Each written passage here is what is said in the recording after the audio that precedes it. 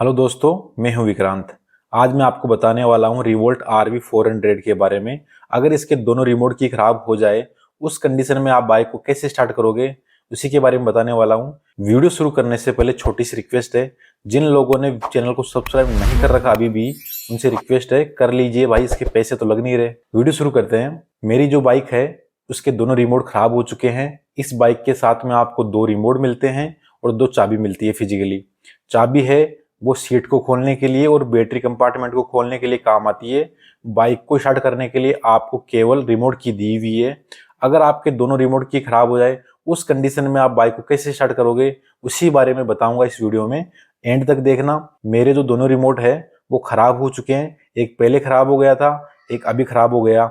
आपको कैसे पता चलेगा कि रिमोट खराब हुआ है या फिर आपकी बैटरी है वो डाउन हो गई है? जब रिमोट से मैं स्टार्ट करने की कोशिश कर रहा हूँ, बाइक स्टार्ट नहीं हो रही है। अब इस कंडीशन में ये देखिए, ऊपर जो छोटी सी लाइट दी हुई है वो ब्लिंक कर रही है। ये ब्लू वाली लाइट है, अगर ये जल रही है तो आपका रिमोट है उसका सेल है वो डाउन नहीं हुआ है।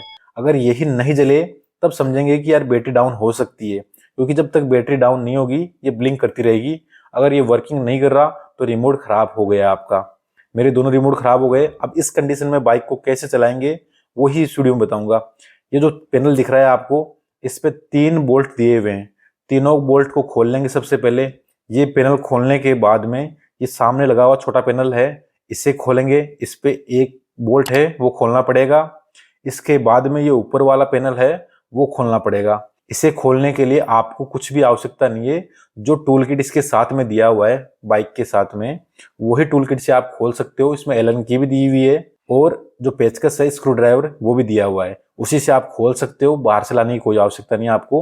तो ये तीनों पैनल खुल गए। इसके बाद में ये देखिए, ये दिख रहा है सामने, ये वाला है इमोबिलाइजर।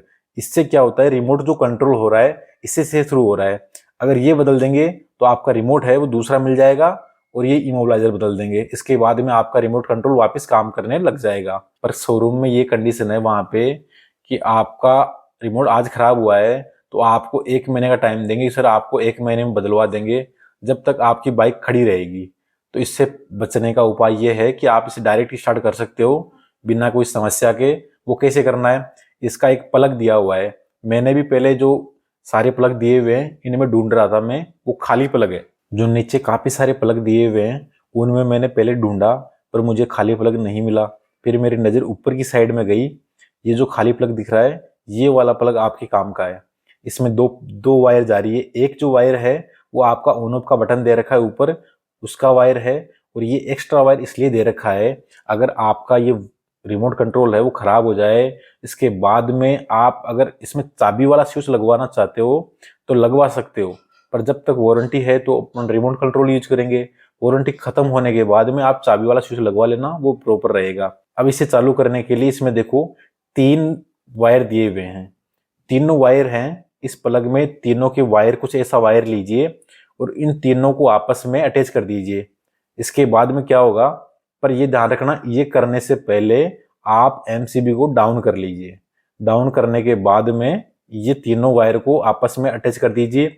उसके बाद में जैसे ही आप एमसीबी को ऑन करते हो, आपकी बाइक है वो स्टार्ट हो जाएगी। और आपको ऑफ करना है वापस बाइक को, तब बटन वगैरह कुछ काम नहीं करेगा, आपको एमसीबी को डाउन ही करना पड़ेगा। जैसे डाउन करोगे वापस बाइक ऑफ हो जाएगी और वापस ऑन करने के बाद बाइक आपकी ऑन हो जाएगी। आपका जो प्लग है जिसमें आपने वायरिंग लगाई है, उस प्लग को टेप लगा के थोड़ा सील कर दें, वो बार बार स्पार्क ना करें और उसमें पानी जाने की संभावना ना रहे। ये तो हो गया नॉर्मल तरीका कि आप एमसीबी के थ्रू बाइक को ऑन ऑफ कर सकते हो। पर अगर मान लो आप रेगुलर इसी को यूज करोगे तो एमसीबी है वो भी खराब होने की संभावना है, क्योंकि जो बाइक में जो पार्ट्स यूज किए हुए हैं वो सारे घटिया क्वालिटी के यूज किए हैं। तो एमसीबी कौन सी बढ़िया क्वालिटी की होगी? अगर रेगुलर आप इसे ऑन ऑफ करोगे तो वो भी खराब होने की संभावना है। इसके साथ में आपको जो बैटरी कंपार्टमेंट है उसे भी बार बार खोलना पड़ेगा। एक छोटा सा स्विच खरीद लीजिए ऑन ऑफ का, उसमें 2 वायर लगा लीजिएगा। आपको जैसा स्विच मिले वैसा स्विच खरीद लीजिएगा। स्विच में जो 2 वायर हैं उनको, एक में जो 2 पीले वाले वायर हैं उन दोनों आपस में अटैच कर देना, और जो रेड वाला वायर है उसको दूसरे से अटैच कर देना।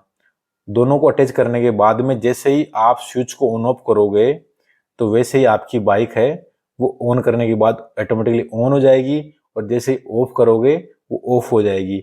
पर ये करते टाइम एमसीबी को ऑफ रखना, कोई स्पार्किंग वगैरह ना हो। इसे पूरा अटैच करके आप इसे टेप से सील कर देना कि पानी वगैरह ना जा सके और बार बार स्पार्क भी ना करें। इसे सील करने के बाद में एमसीबी को आप जैसे ऑन करोगे और स्विच को ऑन करोगे, आपकी बाइक स्टार्ट हो जाएगी और जैसे आप ऑफ करोगे ऑफ हो जाएगी। आपको बार बार एमसीबी को ऑन ऑफ करने की आवश्यकता नहीं होगी।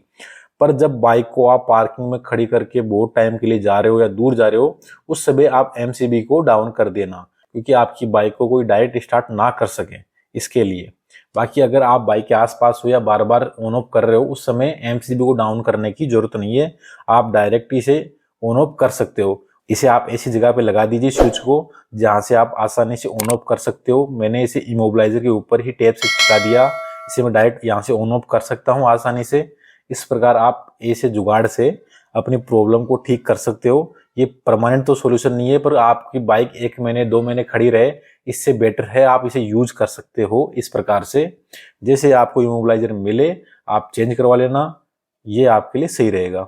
अगर आपको ये वीडियो अच्छा लगे, इसमें दी हुई इंफॉर्मेशन आपको अच्छी लगे, तो चैनल को सब्सक्राइब कर लेना। Thank you.